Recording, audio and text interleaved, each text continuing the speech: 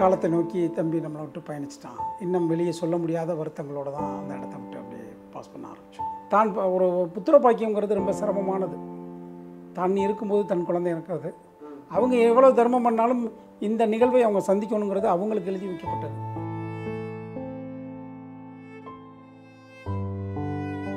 Shooting ஸ்பாட்டில் அவர் மயக்கம் போட்டு விழுந்தார் அப்படிங்கிற மாதிரிலாம் சொன்னாங்க. இது உண்மையா? பெரும்பாலும் யாருக்கும் தெரியாது. நான் எந்த இன்டர்வியூலையும் பதிவு பண்ணலை. கிட்டத்தட்ட எனக்கு தெரிஞ்ச அவன் ஒரு 1000 மேடையை கிராஸ் பண்ணியிருக்கணும் அந்த பெயிண்ட் பூசி. வெறும் அலுமினியத்தை மட்டும் அவன் பூசலை. முதல்ல அவன் அதுக்கு ஒரு தேங்காய் எண்ணெயை போடணும், அப்புறம் அந்த பவுடரை போடணும், அதை க்ளீன் பண்ணுறதுக்கு மண்ணெண்ணெயை ஊற்றணும். தம்பி மனைவி முதலில் தம்பியை சந்தித்தது மேடை நடனத்தில் தான். அவங்க டான்ஸ் பெர்ஃபார்மன்ஸ் பண்ணையில் இவன் கூட இருக்கான். ஸோ இவங்களுடைய நட்பு வளர்ந்ததும் அதே நடனத்திலும் மேடையிலும் தான். இவங்களுடைய காதல் மலர்ந்ததும் அதே மேடையிலும் நடனத்தில் தான்.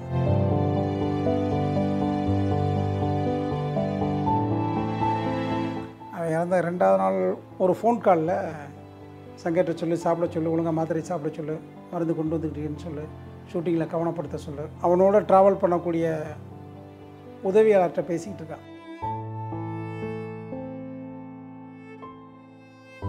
முதல் மஞ்சக்காமலே அவனுக்கு இளம் வயதிலே ஒரு தடவை வந்துருச்சு. நான் அதே நேரத்தில் எனக்கும் வந்தது. 2 பேரும் தான் ஒரே நேரத்தில் இருந்தோம். அவனோடு தானே நான் ஒரு 3 நாட்கள் ஹாஸ்பிட்டல்லே தானே இருக்கும். அப்போ ஒரு வார்த்தையை அவன் பதிவு பண்ணிட்டு போனான்.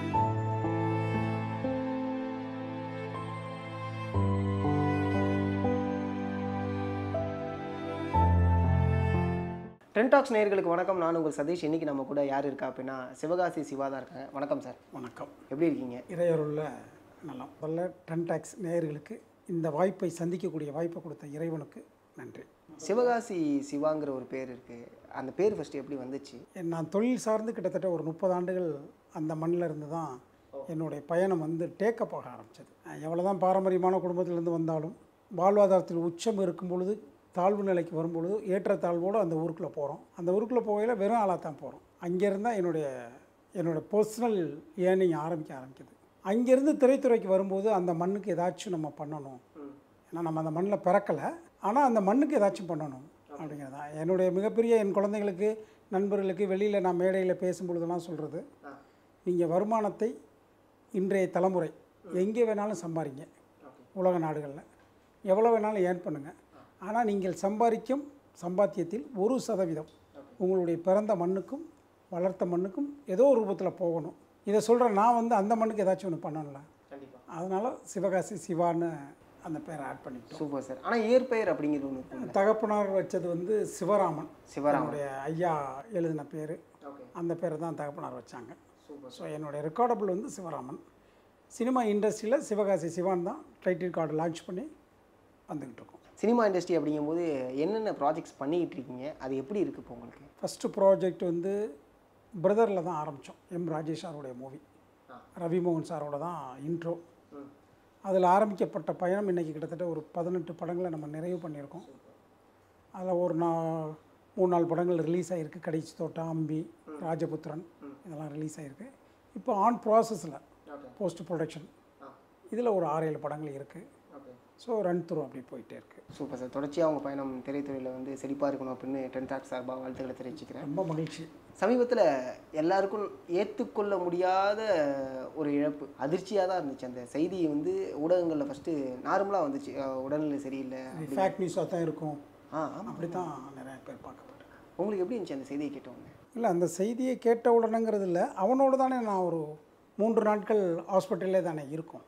செவ்வாய்க்கிழமை காலையிலேருந்து வியாழக்கிழமை இரவு மரணம் செய்தியை வெளி உலகத்துக்கு தெரிவிக்கும் வரை அந்த ஹாஸ்பிட்டலில் தான் தம்பி மனைவி, தம்பி பொண்ணு, தம்பி மாப்பிள்ளை இவங்களோட நம்ம அங்கே தான் இருக்கோம். ஆனால் அந்த நிகழ்வு நெருங்கி நம்மளுடைய ஒரு இறுதி கட்டத்துக்கு வரும்பொழுது அதை ஏற்றுக்கொள்ள முடியலை.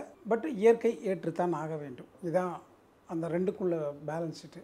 காலத்தை நோக்கி தம்பி நம்மளை விட்டு பயணிச்சிட்டான். இன்னும் வெளியே சொல்ல முடியாத வருத்தங்களோடு தான் அந்த இடத்த விட்டு அப்படியே பாஸ் பண்ண ஆரம்பித்தோம். ஏன்னா ஒரு இடத்துல நீங்கள் சொல்லியிருப்பீங்க, அவனுக்கு நான் அப்பா, என்றைக்குமே அண்ணனாக இருப்பவன் தம்பிக்கு அப்பாவாக தான் நிறைய விஷயங்கள் இருந்தால் அவனுக்கு எல்லா ஃபேமிலியிலும் உள்ளதான். ஆமாம். என் குடும்பத்தில் நான் அவனுக்கு பார்வை தானே. நான் நீங்கள் இந்த உலகத்தை எப்படி பார்க்குறீங்களோ அப்படித்தானே உங்களுக்கு பிரதிபலிக்கும் முறை தான். அவனுடைய பார்வையில் ஒரு தகப்பனாராக பார்த்து தகப்பனார்கிட்ட அவன் என்னென்னலாம் ஃபாலோ பண்ணணுமோ அதை ஃபாலோ பண்ணுவான். ஒரு பார்வை ஒரு அண்ணனாக இருந்து அந்த சமகாலத்தில் அண்ணன்ட்ட என்ன பேசணும் அப்படி பார்ப்பான். ஒரு பார்வை சக நண்பனாக தான் பார்ப்பான். என்னோட அவன் ரொம்ப காலம் அவன் சக நண்பனாக தான் என்னோட வந்தது. என்னை அண்ணனாக பார்த்ததில்ல. சில இடங்களில் அவன் தகப்பனாராக பார்த்து அந்த தகப்பனார்கிட்ட என்ன கேட்கணும் என்ன செய்யணும் அதை செய்வான். நெடுந்தூர பயணம் அவன் வந்து ஒரு சக நண்பனாக தான். அவன் அண்ணன் இதுவரை கூப்பிட்டதில்லை. அந்த ஒரு நண்பர்களோட என்னப்பா சரிப்பா சொல்லுப்பா அப்படித்தான் அவனுடைய ட்ராவல் ஆரம்பிக்கப்பட்டது. இறுதி வரையும் கிட்டத்தட்ட அவனுடைய 45 வயசில் வர அவன் அப்படித்தான், 46 வயசு வரை அவன் அப்படித்தான். ஆரம்ப காலகட்டம் அப்படின்னு ஒன்று இருந்திருக்கும். ரோபோ சங்கரும் நீங்களும் ஆரம்ப காலகட்டங்கள், ஏன்னா ரோபோ சங்கர் அவர்கள் எந்த அளவுக்கு கஷ்டப்பட்டார் அப்படிங்கிற தொடர்ச்சியாக எல்லாருமே பேசிக்கிட்டு இருக்கோம். ஆனால் அதை பற்றி நீங்கள் சொல்கிறது தான் சரியாக இருக்கும்னு நினைக்கிறேன். ஒரு குடும்பத்தினுடைய வாழ்வாதாரம் 30 ஆண்டுகள் வாழ்ந்ததும் கிடையாது, 30 ஆண்டு காலம் அவங்க வீழ்ந்ததும் கிடையாது. இதுதான் சமகாலத்தினுடைய இயற்கை. தம்பி பிறக்கும் போதெல்லாம் மிக உச்சமான செல்வ செழிப்பு. நானே என்னுடைய மூத்த அண்ணனும், நாங்கள் 4 பேர், நானும் என்னுடைய மூத்த அண்ணனும் 1000 மடங்கு ஃபாரின் சாக்லேட் சாப்பிட்டு தான் வளர்ந்துருக்கோம். பள்ளிக்கூடத்துக்கு போயிட்டு வந்து லோக்கலில் இந்த ஆரஞ்சு மிட்டாயெல்லாம் வாங்கி சாப்பிட்டதெல்லாம் இல்லை, எப்போவுமே வீட்டுக்குள்ளே இருக்கும். இவனுடைய வளர்ச்சி காலம் வரும்போது தகப்பனார் காலமாயிட்டதுனால கொஞ்சம் கொஞ்சமாக இவன் ஒரு சமநிலைக்கு இவன் தன்னை உணரும்போது பொருளாதார ரீதியாக ரொம்ப கீழே இறங்கிட்டோம். ஆனாலும் 30 ஆண்டு காலம் நாங்கள் காத்திருக்கலை. கிட்டத்தட்ட ஒரு 6 ஆண்டு 7 ஆண்டில் ஒவ்வொருத்தரும் எந்திரிக்க ஆரம்பிச்சிட்டோம். 4 பேருமே 4 துறையில். அதற்கு காரணம் என் தாயார் செய்த தர்மமாக கூட இருக்கலாம். அவ்வளோ தர்மம் பண்ணுவாங்க, இன்றைக்கி இருக்காங்க. பட் அவங்களுடைய வாழ்க்கையில் தன்னுடைய 3 குழந்தைகளும் இறந்து தான் ஒரு புத்திர பாக்கியங்கிறது ரொம்ப சிரமமானது. தான் இருக்கும்போது தன் குழந்தை இருக்கிறது. அவங்க எவ்வளோ தர்மம் பண்ணாலும் இந்த நிகழ்வை அவங்க சந்திக்கணுங்கிறது அவங்களுக்கு எழுதி வைக்கப்பட்டது. அதனால் தம்பியினுடைய வளர்ச்சி வரும்பொழுது கொஞ்சம் கஷ்டம் வர ஆரம்பிச்சிருச்சு. அவன் கஷ்டத்துக்காகலாம் வேலைக்கு போக மாட்டான். அவன் காலேஜ் போய்கிட்டு இருக்கையில் கரும்புச்சாறு சுற்ற போவான். அங்கே அவனுக்கு ஒரு 20 ரூபா 25 ரூபா தான் பொருட்காட்சியில் கிடைக்கும். ஆமாம், நம்ம பொருட்காட்சியில் சுற்றி வந்துட்டோம்னா ஸ்டாலில் நிற்பான். என்னடா இங்கே நிற்கிற, யாராச்சும் பார்த்தா திட்டுவாங்கடா. அதுக்கு அவன் சொல்கிற விளக்கம், அந்த 25 ரூபாய் என்னுடைய தேவைக்காக வரல, இங்கே நான் ஒரு நாளைக்கு வந்தால் ஒரு 2000 பேரை பார்க்குறேன், மக்களோட மக்களாக நான் பயணிச்சுக்கிட்டே இருக்கணும். அங்கே ஆரம்பிக்கப்பட்டதான் அவனுடைய வாழ்க்கை. இன்னொரு விஷயம் நீங்கள் சொல்லியிருப்பீங்க என்னென்னா, ஸ்டேஜில் நிறைய அலுமினியம் பெயிண்ட் அவர் கன்சியூம் பண்ணதுனால ஏற்பட்ட விளைவுகள் அப்படிங்கிறது உச்சகட்டம் அப்படிங்கிறது சொல்லியிருப்பீங்க. அதை பற்றி சொல்ல முடியுமா? அது உண்மைதானான்னு ரிசர்ச் பண்ண முடியாது. ஏன்னா அதனுடைய தன்மை என்ன இருக்குங்கிறது நமக்கு எந்த ரிப்போர்ட்டும் கிடையாது. ஆனால் அவனுடைய உடம்புல தொடர்ச்சியாக அது பூசப்பட்டது. ஓகே, எத்தனை வருஷம்? அவன் கிட்டத்தட்ட மேடையில் பயணித்த காலம் கிட்டத்தட்ட ஒரு 2 ஆண்டுகள். இது மதுரையில் 97, 98, 99. இங்கே சென்னையிலையும் வந்து அவன் ரோபோவில் தான் அவன் முதல்ல அறிமுகமானான். ஏன்னா பிரேம்நாத்துடைய டான்ஸ் நாட்டியாவில் தான் அவன் அறிமுகமாகறான். அவனுக்கு கொடுக்கப்பட்ட நடனம் வந்து ரோபோ தான். அப்போ சென்னையில் அவன் கிட்டத்தட்ட எனக்கு தெரிஞ்ச அவன் ஒரு 1000 மேடையை கிராஸ் பண்ணியிருக்கணும் அந்த பெயிண்ட் பூசி. ஸோ அதனுடைய பவர்ஸ் இன்ச்சஸ் அவனுக்கு இருந்திருக்கலாம். இப்போவும் சமீபத்தில் நிறைய நண்பர்கள் அந்த மாதிரியே பண்ணுறாங்க. அவங்களும் இதை பார்த்து ஒரு அவேர்னஸ் எடுத்துக்கலாம், இதுக்கு வேறு ஏதாச்சும் ஆல்டர்னேட்டிவ் இருக்கா அப்படின்னு. பட் இதால் தான் வந்து யூகம். எஸ், ஏன்னா வெறும் அலுமினியத்தை மட்டும் அவன் பூசலை. முதல்ல அவன் அதுக்கு ஒரு தேங்காய் எண்ணெயை போடணும், அப்புறம் அந்த பவுடரை போடணும், அதை க்ளீன் பண்ணுறதுக்கு மண்ணெண்ணெயை ஊற்றணும், அதை போட்டு துடைக்கணும், அதை க்ளீன் பண்ணுறதுக்கு அப்புறம் சோப்பு போடணும். இப்படி ஒன்றுக்கு மேலே ஒன்று போடல ஸ்கின் வந்து அலர்ஜி ஆகத்ததையும் செய்யும். இது இயற்கை. ஸ்கின் அவனுக்கு அலர்ஜி ஆகாமல் அவனுக்கு இம்பேக்ட் உள்ளே போயிருக்கலாமா, ஹீட், அது இப்போ பேசிக்காக நல்ல ஹீட்ரு பொருள் அப்படிம்பாங்க, இருக்கலாமாங்கிறது அதெல்லாம் நம்ம இப்போ யோசிக்கிறோம். டவுட் வந்த உடனே இதெல்லாம் இருந்துக்கலாமோ. ரோபோ சங்கர் அவர்கள் எங்களுக்கு ரோபோ சங்கரா தெரியும், சங்கரா அடையாளம் பெற்றிருப்பார். அப்போ ஒரு மேடையில் ஏறும்போது அவருடைய கைத்தட்டுகள் பாராட்டுகள் நீங்கள் பார்த்துருப்பீங்க. எனக்கு அதை பற்றி சொல்லுங்களேன். அவன் கல்லூரி நாட்களில் படிச்சுக்கிட்டு இருக்கும் பொழுது மதுரை SN சரஸ்வதி நாராயணில் தான் படிச்சுக்கிட்டு இருந்தான். அவனுடைய கலை ஆர்வம் அவனை அபிநயாவில் கொண்டு அபிநயாங்கிற ஒரு மேடை நிகழ்ச்சி தான் தென் மாவட்டங்களில் ரொம்ப அதிகமாக வளர்ந்துக்கிட்டு இருந்த காலகட்டம். 96, 97 நகல் நடிகர்களை வைத்து அந்த ஒரு நிகழ்ச்சி பண்ணக்கூடிய இடம் அதுதான். அங்கே இவனுடைய பெர்ஃபார்மன்ஸை ஆரம்பித்தான். அங்கே அவன் போகும்போது முதல்ல கமல் சாருடைய டான்ஸ் நல்லா பண்ணுவான். பழைய பெல்ட்லாம் போட்டுக்கிட்டு சாருடைய அந்த 80 காலகட்டத்தினுடைய சாங்கு பூரா இப்போவும் பண்ணுவான். ஸோ அப்படி பண்ணையில் அவன் அதை பண்ணுறதுக்கு பதிலாக தன்னை ஒரு வேறு மாதிரியே நிலைநிறுத்தினா தான். எப்போவுமே நீங்கள் யாராக இருந்தாலும் எங்கள் வீட்டில் ஒரு பெரிய பேஸ், அவனுக்கும் சரி எனக்கும் சரி எங்கள் அண்ணனுக்கும் சரி என் தம்பிக்கும் சரி, நாம் எந்த துறையில் இருக்கோமோ அதில் 10 பேரில் ஒரு ஆளாக நம்ம டாப் 10ல் இருக்கணுங்கிறதான். அதுக்கு அந்த இடத்துக்கு என்ன வேணுமோ அது எந்த துறையாக வேணாலும் இருக்கலாம். அது மாதிரியே அவன் இந்த துறையில் எடுத்துக்கிட்டது தன்னை நிலைநிறுத்துறதுக்கு யாருமே செய்யாத ஒன்றை பண்ணுவோம் அப்படிங்கிற அவன் பேசிக்காகவே நல்ல ஜிம் பயங்கரமாக பண்ணுவான். அப்போ அவன் என்ன பண்ணுறான், தன்னுடைய உடலை வந்து அங்கத்தை பிரித்து பிரித்து டான்ஸ் ஆடுறதுக்கு பயிற்சி எடுக்கிறான். அந்த சாங்கு பார்த்தீங்கன்னா ஒரு ஜெஸ்ட்டு தனியாகும், ஒரு ஜெஸ்ட் தனியாகும். இதை ஸ்டேஜில் பண்ணையில் நம்ம பிளாக்காக இருக்கோம், அவன் கொஞ்சம் மாநிலமான.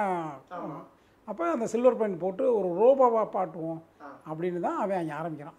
அந்த காலகட்டத்தில் யாரும் பண்ணாதனால அவனுக்கு அடைமொழி, அந்த ரோபோ டான்ஸ் போடுவார்லப்பா சங்கரை வர சொல்லு, ரோபோ டான்ஸை கூப்பிடப்பா. ஒரு ஸ்டேஜில் வந்து அந்த நிறுவனத்தில் அவங்க வந்து ஏஜென்ட் வந்து அந்த கமிட்டடு பண்ணையிலே இந்த ரோபோ சாங் டான்ஸ் இருக்குமா அப்படின்னு அவனுக்கு ஒரு வேல்யூ ஆக ஆரம்பிச்சது. ஸோ மக்களுடைய கூட்டத்தை கலைக்காமல் இருக்கணும்னா இவன் கடைசியில் இறங்குறதுக்காக ஒரு 10 மணிக்கு ஆரம்பித்த ஷோவில் இவன் ஒரு 12:30க்கு தான் வருவான். இதெல்லாம் அவனுடைய வளர்ச்சி அங்கேயே தெரிய ஆரம்பிச்சிருச்சுது. கூட்டத்தோட கூட்டமாக நின்று நம்மளும் ரசிப்போம், இவ்வளோ நல்லா பண்ணுறானே பரவாயில்ல. ஒரு அண்ணனா சொல்லுங்கள், தன்னோட தம்பியோடைய இல்லை ரொம்ப சந்தோஷமாக இருக்கும்ல. என்னுடைய தம்பி இந்த இடத்துல இன்னொன்னையும் நான் பதிவு பண்ணணும். அவன் சென்னைக்கு அவனுடைய வாழ்வாதாரத்தை மாற்றி ட்ராவல் ஆரம்பிக்கும் போது தம்பி, ஏன்னா அப்போ பெருசாக இங்கே ஒரு பேஸ் கிடையாது. இன்றைக்கி வரை இருக்க அவனுடைய வளர்ச்சி முழுக்க அவனால் உருவாக்கப்பட்ட சாம்ராஜ்யம் தான். ஒரு ரூபாவோட அவனுடைய தனிப்பட்ட உழைப்பு, அவனுடைய சாம்ராஜ்யத்தை அவனே உருவாக்கினான், அவனே ராஜாவாக இருந்தான். அப்படி தான். ஸோ அப்படி நீ சென்னை போகையில் தம்பி சந்தோஷம் அப்படின்னா நீ இருந்துக்கோ, ஏதாச்சும் ஒரு கவலை ஒரு வருத்தம்னா மறு செகண்ட் கூப்பிடு. இதை நான் எல்லோருடைய என்னுடைய நண்பர்கள்ட்டையும் சொல்கிற பதிவாக தான். ஸோ இதுவரை அவனுடைய சந்தோஷத்தை பக்கத்தில் இருந்து பார்த்துருக்கோம், தூரத்தில் இருந்து பார்த்துருக்கோம். அப்படி தான். கஷ்டம்னு அவன் இதுவரை கொடுத்ததில்லை. எனக்கு தெரிஞ்சு அவன் கஷ்டம் கொடுத்தது அந்த கடைசியாக ஒரு 3 நாட்கள் ஆஸ்பத்திரியில் அவனை பார்க்கக்கூடிய நிலவரம் தான் நமக்கு கஷ்டமாக இருந்தது. அப்போது ஒரு வார்த்தையை அவன் பதிவு பண்ணிட்டு போனான், இன்றைக்கி நான் போகிறேன், நான் சிரமப்படுவேன்னு நினைக்காத, எங்கே போனாலும் என் பெயரை சொல்லி உனக்கு ஒரு கேட்டு ஓப்பன் ஆகும் அப்படிம்பா. ஸோ இன்றைக்கி உங்களோட உட்காந்துருக்கனா கூட அந்த கேட்டு தான் என்னை கூட்டியாந்துருக்கு, சிவகாசி சிவாவாக கூட்டியாரில்லை. ஏன்னா என்னுடைய கேட்டில் நான் என்னுடைய திறமையை காட்டி நான் நிரூபிக்கிறதுக்கு இன்னும் காலங்கள் இருக்குது. ஸோ இன்று வரை எந்த இடத்துக்கு போனாலும் நான் ரோபோ சங்கருடைய அண்ணன்னு சொல்லி எந்த இடத்துலையும் எனக்கான வெகுமதி கொடுங்க, எனக்கான இடம் கொடுங்கன்னு கேட்டதில்ல. கேட்டை ஓப்பன் பண்ணுறதுக்கு அவனாக தான் இருப்பான். அதுக்கப்புறம் நான் என்னுடைய திறமையை நிரூபிக்கக்கூடிய களத்தை நான் உருவாக்கிடுவேன். புரியுது. தம்பியுடையான் படைக்கஞ்சான் அப்படின்னு சொல்லுவாங்க. எஸ், அதுக்கான 1000 மடங்கு அதிலெல்லாம் மாற்றுக்கிறதே கிடையாது. அது மாதிரி சார், ஓகே, ஸ்டேஜ் டான்ஸை சொன்னீங்க, அதில் இருக்கக்கூடிய சந்தோஷம், அவர் சிலாதித்ததெல்லாம் நம்ம பேசணும். விஜய் டிவியில் முதல்ல அவருடைய முகம் தெரியுது. அந்த விஜய் டிவிக்கு முன்னாடியே பெரும்பாலும் யாருக்கும் தெரியாது, நான் எந்த இன்டர்வியூலையும் பதிவு பண்ணலை. அவன் மதுரையிலேருந்து இங்கே வந்து ஒரு ஆடு பண்ணிட்டு வந்தான், ஒரு தைலத்துக்குன்னு நினைக்கிறேன்.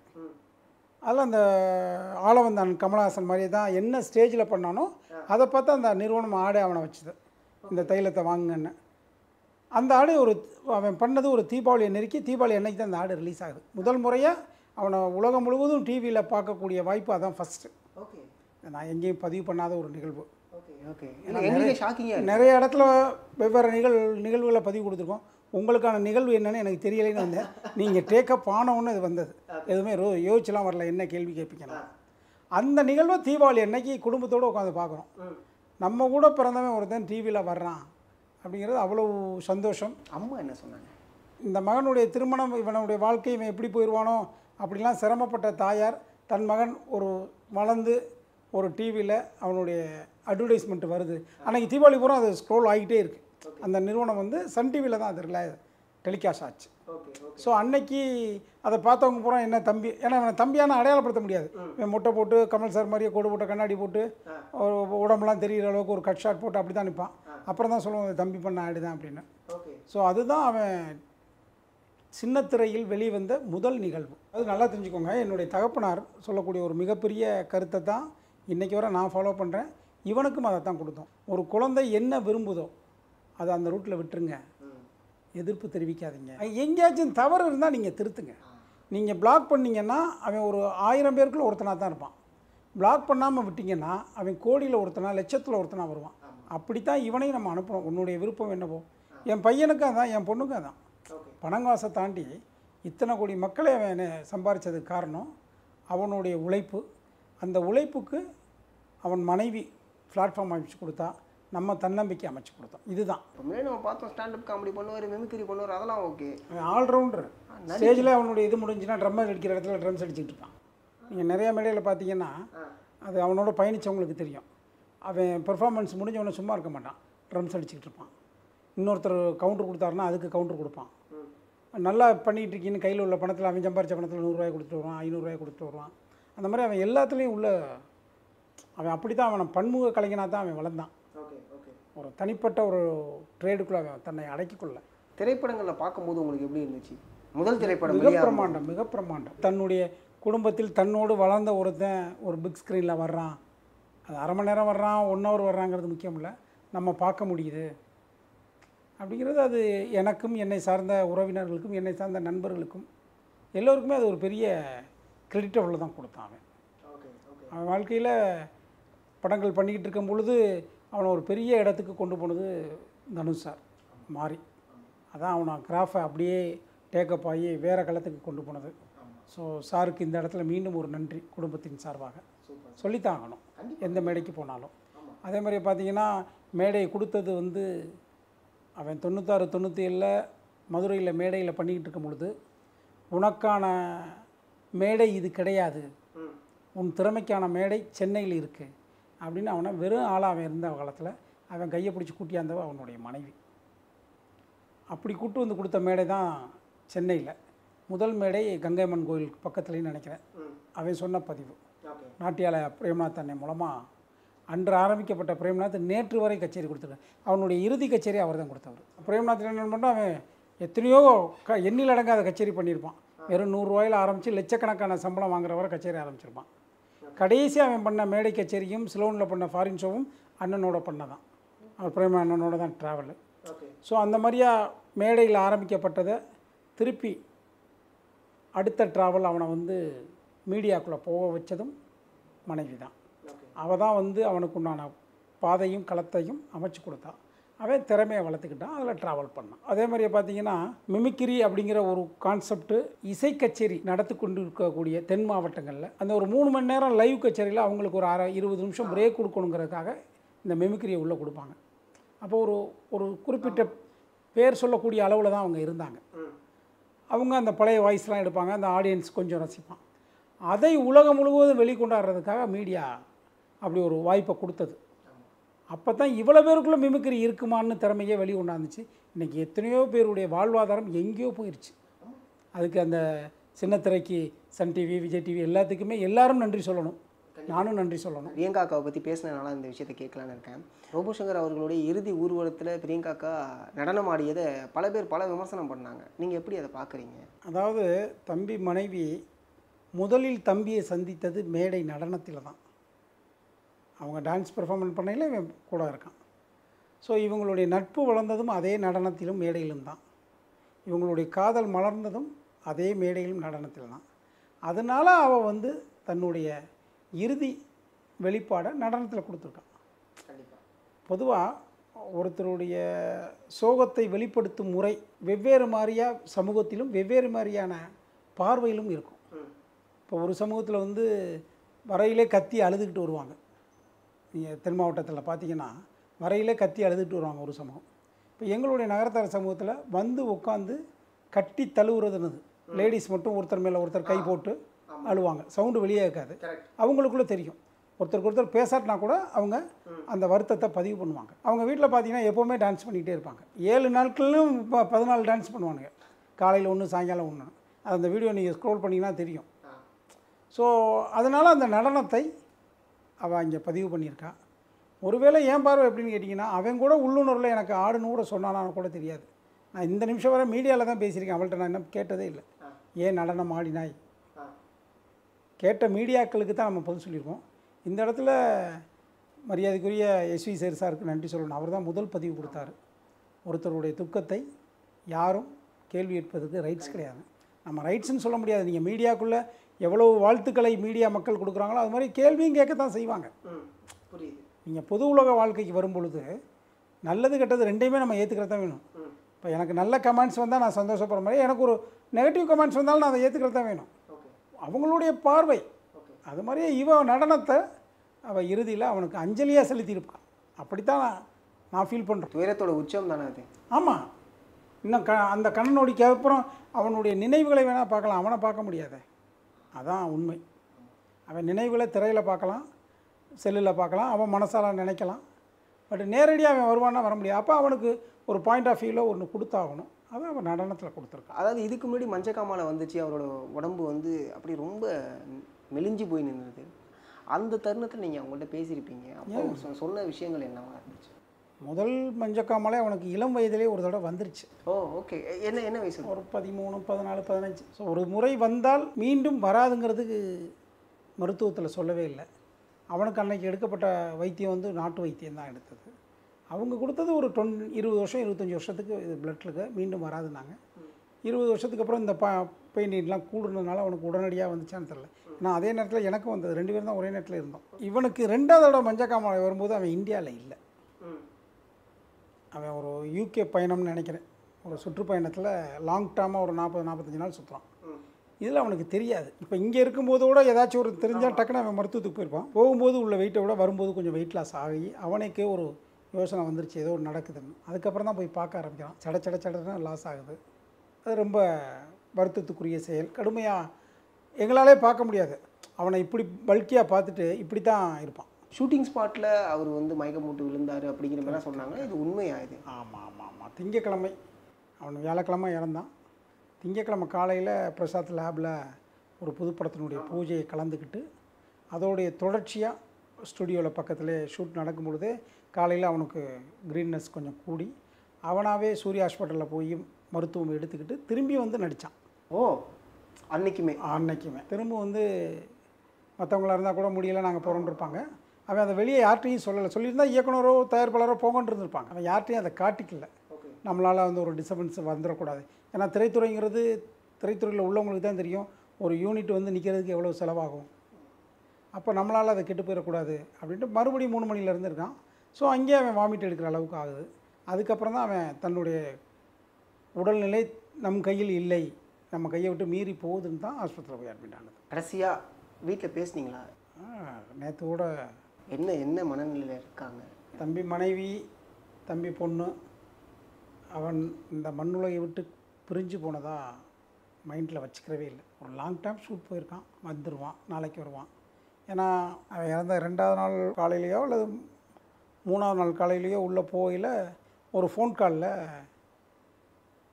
அவனோட ட்ராவல் பண்ணக்கூடிய உதவியாளர்கிட்ட பேசிக்கிட்டு இருக்கான். சங்கேட்ட சொல்லு, சாப்பிட சொல்லு, ஒழுங்காக மாத்திரை சாப்பிட சொல்லு, மருந்து கொண்டு வந்துக்கிட்டேன்னு சொல்லு, ஷூட்டிங்கில் கவனப்படுத்த சொல்லு. நானே ஒரு நிமிஷம் சரி இருக்கட்டும், இது நடந்த நிகழ்வு. இப்போவும் வீட்டுக்கு யார் போனாங்கனாலுமே அவள் என்கிட்ட பெருசாக என்னை வந்து கம்பல் பண்ணி அழுதுகளெல்லாம் கேட்காதீங்க அப்படிங்கிற மனநிலை தான். அவன் தீர்க்கமான மனநிலை. தன்னை விட்டு அவன் இறந்து போகவில்லை. ஒரு லாங் டேர்ம் ஃபாரின் போயிருக்கான், ஒரு ஷூட் போயிருக்கான், நாளை வருவான், நாளான்னைக்கு வருவான். இப்படி ஒரு மனநிலையில் நம்ம டே பை டே. இப்போ நானுமே அதுதான். உள்ளுணர்வில் அவன் நம்மகிட்ட இல்லைங்கிறது தெரியும். வெளி உணர்வுலையோ முகத்துலையோ நான் அதை காட்டி எனக்கு எதுவும் கிடைக்க போகுதுன்னா அது இல்லை. இயற்கைக்கு ஒத்துக்கிறதான் வேணும். ஆனால் அவன் என்னெல்லாம் நம்மகிட்ட பேசினான்னா அந்த நினைவு நம்மளோட இருக்குது. இப்போ இந்த இடத்துல கூட நான் அவங்களோட பேட்டி கொடுக்குறத கூட அவனுக்காக பேட்டி கொடுக்க வந்த இன்டர்வியூவாக நான் எடுத்துக்கல. நீங்கள் கேள்வி கேட்கும்போது அந்த மலரும் நினைவுகள் கொஞ்சம் நமக்கு கிடைக்கும், இதை என்னை அடுத்த கட்டத்துக்கு கூட்டு போகும், அப்படி தான் நம்ம எடுத்துக்கிறோம். ஸோ அதில் அவங்க வெரி கிளியர். நினைவுகளை வைத்து நான் கொஞ்சம் மூவ் ஆன் பண்ணிக்கிறேன் அப்படி. அதுதான் அதில் மாற்றுக்கிறதே கிடையாது. கமல் சார் ரொம்ப ரொம்ப விரும்பினவர், மிகப்பெரிய அப்படின்னு தான் ஆண்டவர். கமல் சாரோடைய ரசிகன்னு சொல்ல மாட்டான், வெறியன்னு சொல்ல மாட்டான், பக்தன் அப்படிமா. வெறித்தனமாக இருப்பான். அவன் இறப்பதற்கு ஒரு வாரத்துக்கு முன்பு அவன் யாரெல்லாம் பார்க்கணும்னு நினச்சாங்களோ எல்லாத்தையுமே அவன் பார்த்துருக்கான். அதில் கமல் சார் மிக முக்கியம். இளையராஜா சாருடைய பாராட்டு விழா நிகழ்வில் நிறைய சோசியல் மீடியாவில் பார்த்துருப்பீங்க. அவன் ஒரே இடத்துல CM sir, Rajini sir, Kamalnath sir, Ilaiyaraaja sir எல்லாரையும் பார்த்து ஆசீர்வாதம் வாங்கினா அதில் கமல் சார்கிட்ட ஆசீர்வாதம் வாங்கினா தான் ஃபைனல். அவன் அந்த 4 பேர்ட்டு அப்படியே வருவான். ஸோ அவன் மனசில் என்ன தோணுச்சுன்னு தெரியல. அவன் ரெகுலராக பார்க்குறவங்க தான், ஒன்றும் பெரிய விஷயம் இல்லை. எங்கே இருந்தாலும் இங்கே இருந்தால் போய் பிஆர்ஓ மூலமாக உள்ளே போய் வீட்டில் போய் பார்த்துருவான். அன்னைக்கே இன்னும் ஒரு 4 நாட்கள் அதுக்கும் அவனுடைய ஆஸ்பத்திரிக்கு போனதுக்கும் ஒரு குறுகிய காலகட்டம் தான். ஸோ அன்றைக்கி அவன் பார்க்கணும்னு நினச்சானான்னு தெரில. வீட்டுக்கு சாரை கூட்டியாருன்னு பலமுறை சொல்லுவான். அது சார் அன்னைக்கு வந்து மரியாதை செலுத்தியது மிக உச்சம், மிக உச்சம். ரொம்ப நன்றி, உங்களோட நேரத்துக்கு ரொம்ப நன்றி. நிறைய விஷயங்களை ஷேர் பண்ணதுக்கு ரொம்ப நன்றி. ரோபோ சங்கர் அவர்களை பற்றி தெரியாத பல விஷயங்களை எங்களுக்கு சொல்லதுக்கு ரொம்ப நன்றி. உங்களுடைய திரைப்பயணமும் இன்னும் மென்மேலும் செழிக்கணும் அப்படின்னு சொல்லிட்டு டென்டாக் சார்பாக வாழ்த்துக்களை தெரிவிச்சுக்கிறேன் சார். ரொம்ப சந்தோஷம். இப்படி ஒரு இடத்துல அவனுடைய நினைவுகளை பதிய வைத்ததற்கு மிகப்பெரிய நான் நன்றியை சொல்லணும் அப்படின்னு கேட்டிங்கன்னா, அரசு சார்ந்த துணை முதலமைச்சர், அந்த அரசு பெருமக்கள், ஒட்டுமொத்த கலைஞர்கள், நண்பர்கள், மீடியாக்கள், காவல்துறை, அவ்வளோ பேரும் வந்து அவனுடைய இறுதி பயணத்தில் எவ்வளவு அவனுக்கு மரியாதை கொடுக்குமோ அவ்வளோ கொடுத்தாங்க. அதெல்லாம் அவனுடைய அண்ணனாக நான் எல்லாருக்கும் ஒரு இடத்துல நன்றி சொல்லி ஆகணும். உலகத்தில் உள்ள அத்துணை வீட்லேயும் அவன் ஒரு அண்ணனாவோ தம்பியாவோ நண்பனாவோ எல்லார் வீட்லேயும் ஒரு 2 நாட்கள் தன் வீட்டில் ஒரு சோகம் நடந்தால் எப்படி அதை வந்து ஃபேஸ் பண்ணுமோ அப்படி தான் பண்ணியிருக்காங்க. அவன் எல்லாரோடையும் கனெக்ட் ஆயிடுவான். அதனால தான் இவ்வளோ மக்களை சம்பாதிக்கக்கூடிய வாய்ப்பு, சந்திக்கக்கூடிய வாய்ப்பு உங்களுக்கும் உங்களுடைய சேனலுக்கும் ரசிகர்களுக்கும் சந்திக்கக்கூடிய வாய்ப்பை கொடுத்த இறைவனுக்கும் நன்றி.